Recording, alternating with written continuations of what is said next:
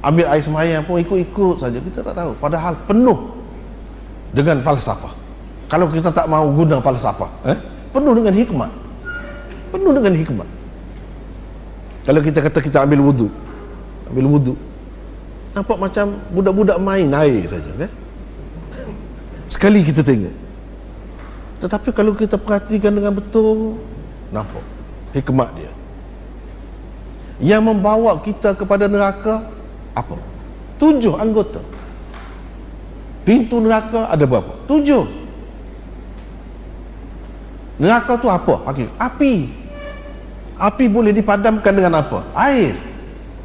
Itu semua jawapan. Kemudian kita, selain daripada kita nak padamkan api, kita buat untuk apa lagi kita guna air? Untuk bersihkan.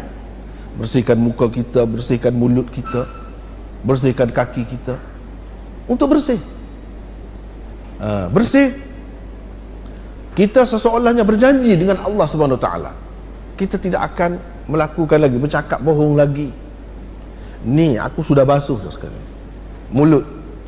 Isyarat kepada rukun taubat. 3 kali basuh. 3 kali berkumur. Begitu juga dengan anggota yang lain. Yang kita buat kebanyakannya dosa atau kebajikan dengan anggota inilah. Bila kita basuh, artinya kita padamkan api itu. Dan kita bertaubat dengan Allah Subhanahu Wa Taala. Kita berjanji dengan Allah Subhanahu Wa Taala bahawa selepas ini kita tidak akan melakukan lagi kesilapan itu. Yang kita lakukan dengan mulut, yang kita lakukan dengan telinga, yang kita lakukan dengan kepala, sapu kepala tu, yang kita lakukan dengan kaki kita dan sebagainya. Kalau dengan kesedaran itu kita berwudu, tentu lambat laun, rasanya tak lama kita akan berubah sungguh. Sebab apa? Kita akan berasa, kalau kita berbohong, berdusta dengan manusia 2-3 kali, apa perasaan dia? Apa dia akan tindakan dia terhadap kita? Mesti dia tak akan layan kita, dia benci kepada kita. Tetapi Allah SWT dia berapa banyak dosa kita buat, dia boleh terima lagi. Dia boleh terima lagi.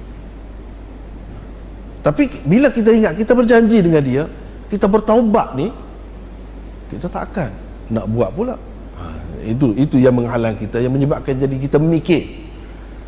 Tapi kalau kita buat sesuatu, ajaran agama ni, sama ada kurban ke atau wuduk ke, daripada sekecil-kecil sampai sebesar-besarnya, tanpa pengetahuan rahsia di sebaliknya, hikmatnya, kita tak akan berasa. Mungkin kita tak akan berubah sampai tua, sampai mati pun tak berubah. Sekadar ikut yang zahir itu saja.